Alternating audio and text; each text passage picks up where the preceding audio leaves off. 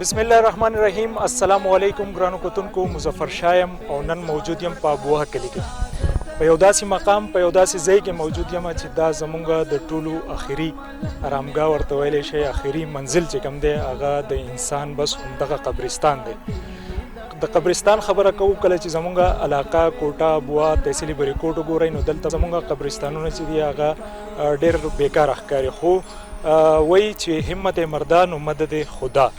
تاسو په بیکګراوند کې د ابوهې دغه یوت کتی شئ او د دغه یوت په سر باندې چې د چا لاس دی مختار رضا خان،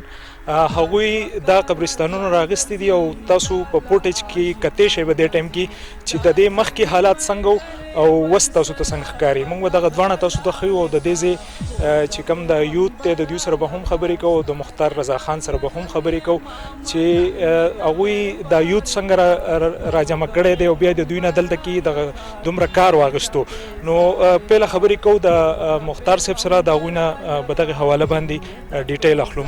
بسم الله الرحمن الرحیم. بل غوستاو شکریه د کوم چې تاسو دلته رالی. بل اسې که د یو معاشرې ته یو معیار ګوري چې یاره دا خلک څنګه دی یا د یو کلي یا د علاقې، نو هغې کې که ته وګورې مطلب زموږ مړي چې کوم ځای پراته دي هغه په کم کنډیشن کې دي یا د هغوی چې کومه ایریا هغو ته میلاو شوي د قبرونو دپاره د مطلب قبرستان چې دی. مونږ مخکې ورځو کې پولیس سره میلاو شو، تاریخان سره میلاو شو، نو هغه هم دا وایي چې یاره دا قبرستان پاک شو او دا هلکان راووتل دا ټول ځوانان او دا، نو د دې په وجه باندې موږ ته هم ډېره اساني پیدا شوله، ځکه چې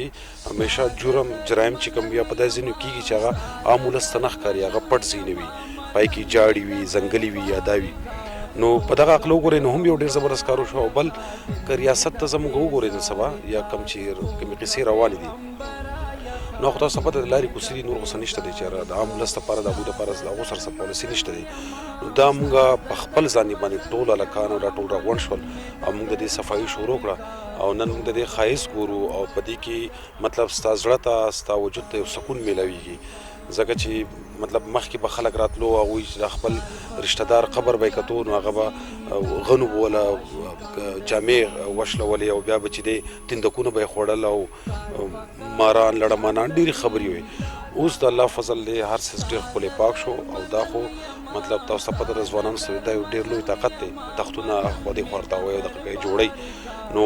اوس دې هلکانو کې ډېر لوی شعور دی او دا خو شروعات دی، اولنی پروجیکټ دی. د نه بعد په دې کلي کې چې کومې ستونزې دي یا کومې قصې دي نو هغې به ټول په شریکه چې دی د هغې به مونږ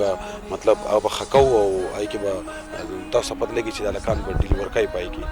او یو پېره ته بیا ویم چې ریاست زمونږ د دې ذمواري نه اخلي، کم چې انتهایي ضروري څه دي. تاسو بهر دنیا ته لاړ شئ، هلته تاسو وګورئ خو ټیک ته هر ځای پاک وي، خو د هغو قبرستان او مطلب د ګریوارډ چې لار شي هغه داسې لکه چې ته یو پکنیک سپاټ دی که نه. نو موږ هم داسې روان یو، مطلب ژوندي هم خپل روزګار کوي، خو کم از کم چې دې کې زموږ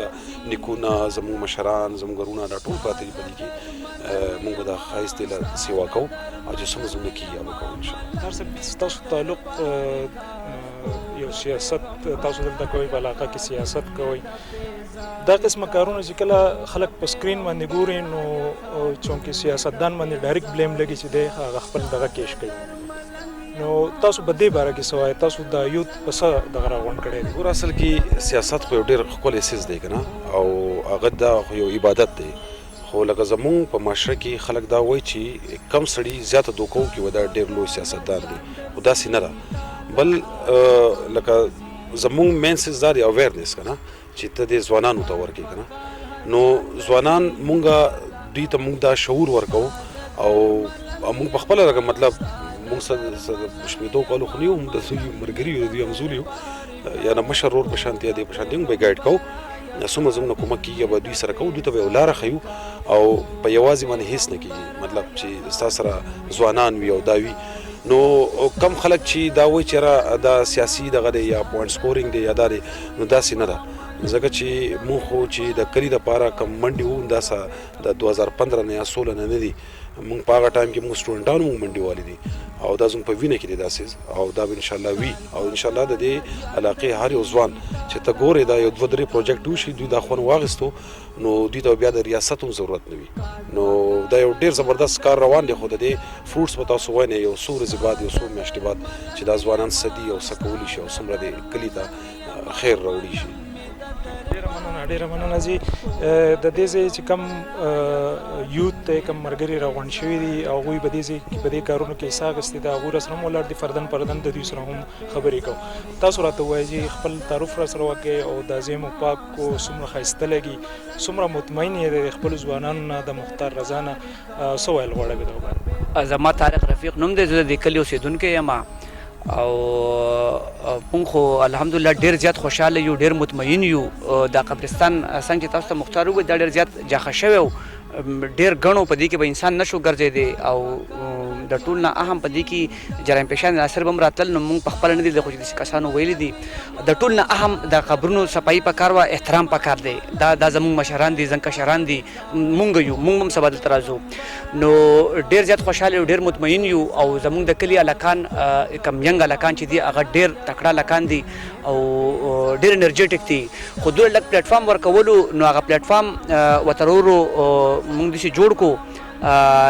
دا لکه زمونږ پیله پروجیکټ دی خو دا به هرګز زمونږ اخرنی نه وي. الله دې مونږ له توفیق او توان راکړي مونږ به په کروړو په ارباو باندې دغه شان نور پروجیکټونه کوو. زموږ په دې کلي کې ډېر شي ستونزې دي. دا غونډه دا ګروپ دا یونین دا هرګز سیاسي نه دی. په دې کې د هر سیاسي ګوند سره تعلق لرونکي خلک دی. دا د کلي په سطح باندې مونږ هلکان راغونډ کړي دي ینګ راغونډ کړي دي. دوی ډېر انرجیټک دي په دوی کې پوټنشل دی دوی ډېر پوهه دي. زما نوم واجد شاه یوسفزی دی د دې ابویې کلي اوسېدونکی یم. مختار خان او طارق لالا جان خو په دې دغه باندې خبرې وکړې دا کوم مومنټ چې دوی روان کړی دی د سماجي غونډه چې یاره د دې کلي د ستونزې دي اجتماعي ستونزې دي نو د هغې دپاره د ینګسټرز چې کوم دي دا یې راغونډ کړي دي. نو د ټول نه خو زما په خپل باندې دا دغه دی بې باور دی یقین دی چې یاره کم اجتماعي ستونزې دي دې طرف ته هم لږ پام پکار دی. لکه اکثر مونږ تاسو خبر وکړه چې مونږ کورونه جوړ کړو نو په کور باندې خو مونږ زیاته خرچه وکړو خو هغه چونکې الله لري هغې کې بیا دونه دغه نه لګي نو دا یو قسمه هغه اجتماعي شعور را بیدار کول دي په دې دغه کې. بیا دا چې کم سټیپ دوی واخیستو دا قبرستان دی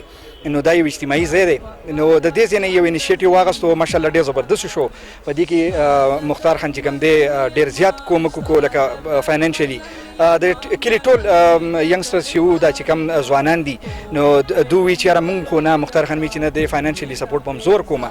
نو د ده ډېره مننه کوو. ستاسو مننه کوو چې تاسو رالی او انشاءالله دغسې دا چې کوم دغه مونږ روان کړی دی دا به انشاءالله چې نور هم کومې ستونزې دي په کلي کې چې هغه اجتماعي دغه غواړي نو مونږ به ورځو هغې ته به چې کوم دی ځان وررسوو.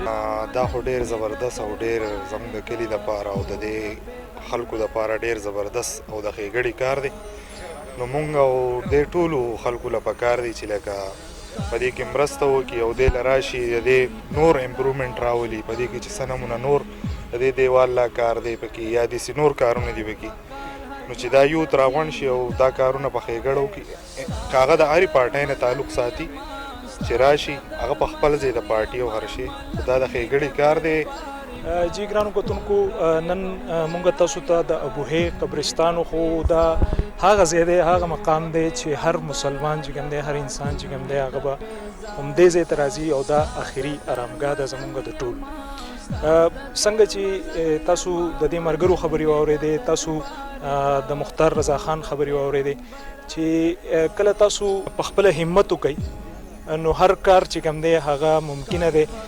د بغیر د حکومت د سپورټ نه بغیر د حکومتي ادارې نه لکه تاسو نن زموږ په سکرین باندې وکته چې د دې قبرستان زوړ څنګه حالات وسنۍ څنګه حالات دي هغه دواړه موږ تاسو ته وښول اوس تاسو فیصله وکړئ چې تاسو کله په خپله همت وکړئ نو تاسو څه نشئ کولی. تر یو بل پروګرام پورې خپل کوربه مظفر شاه باچا له اجازت ورکوئ. د تل پاتې خدای پاک.